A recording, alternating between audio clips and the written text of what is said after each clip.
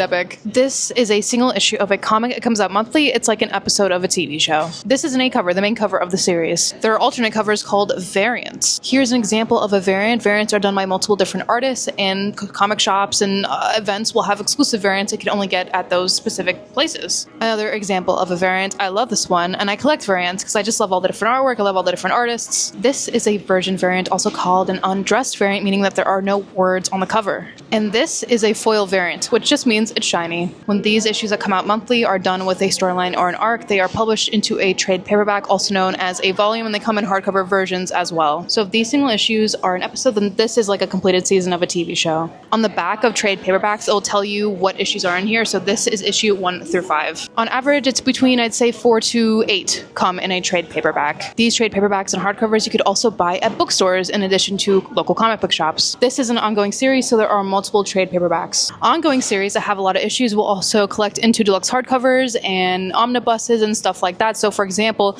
this is the deluxe hardcover version of Grimm. This is book 1, which contains 3 of these trade paperbacks. And this is a graded comic, also known as a slabbed comic. They are comics that are graded by independent organizations like CGC and given a grade out of 10.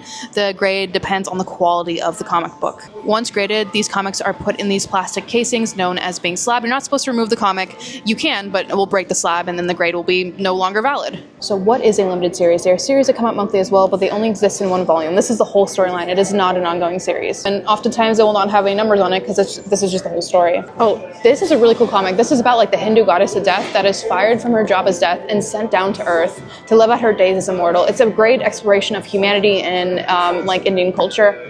Highly recommend this book. This is another example of a limited series. This is Eat the Rich. This is about cannibalistic rich people eating the help. Yeah, these come out monthly as well, and then they just are completed in one volume. I really love limited series. I think they're really fun. I don't always want to be reading an ongoing series. Sometimes I just want a movie instead of a TV show, if that comparison makes sense. Anyway, if you're a new comic book reader, when in doubt, start with a volume 1 or an issue 1 and find a local comic book shop near you. You could also find comics online, and you could find trade paperbacks and hardcovers at bookstores as well. Also, if you don't want to read comics physically, you could also read them digitally, and you could borrow them at local libraries.